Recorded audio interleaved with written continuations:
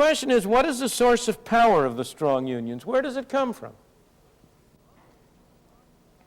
Most people, in talking about how unions get their way, are inclined to focus their emphasis on strikes, which are very newsworthy, or on feather bedding, which is also very newsworthy, or on seniority rules or apprenticeship arrangements and the like. These are not the important things.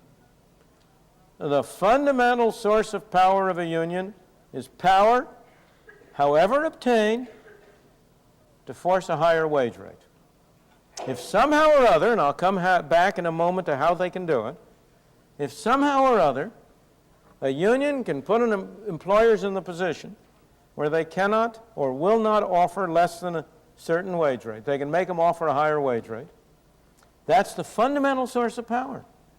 And all of these other devices we're talking about are ways in which you ration the limited number of jobs available at that high wage rate among the people who seek it.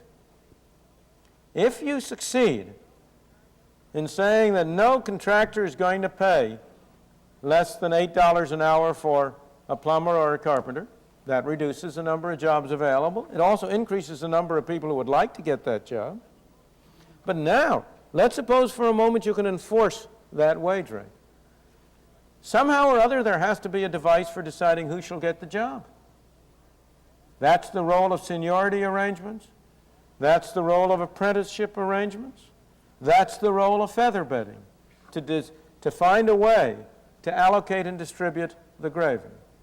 It's also, I may say, the source of the kind of discriminatory policies that unions have followed.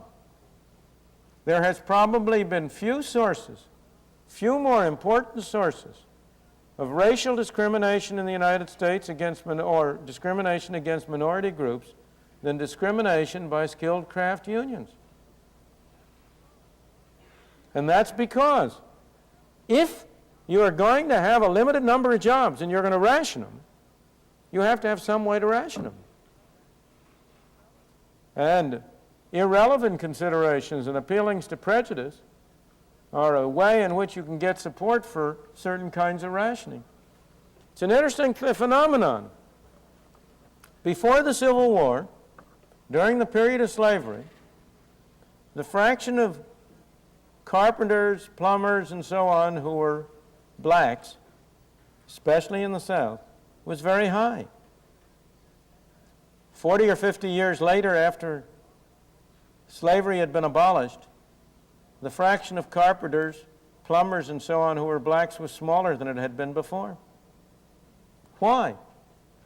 Because successful trade unions, limiting the number of jobs, had to find a way to ration those limited jobs. And this was a way of rationing it which would enable their members to be loyal and to stick by it, and at the time could get support from the rest of the community. So the real power is to force higher wages. Now, how can they do it? Well, one of the obvious ways they do it is by threatening to beat up employers who pay a lower wage, or threatening to beat up or actually beating up workers who offer to work for a lower wage. And that's why union wage arrangements and negotiations have so often been accompanied by violence. That's a device for enforcing a higher wage. But an easier way to do it, and a way which is sort of more respectable, is to get government to help you out. The AMA has been able to do it by having government licensing of physicians, so that nobody can become a physician unless he is licensed to be a physician by a government licensing board. Now I ask you, who do you suppose is competent to decide who should be a physician?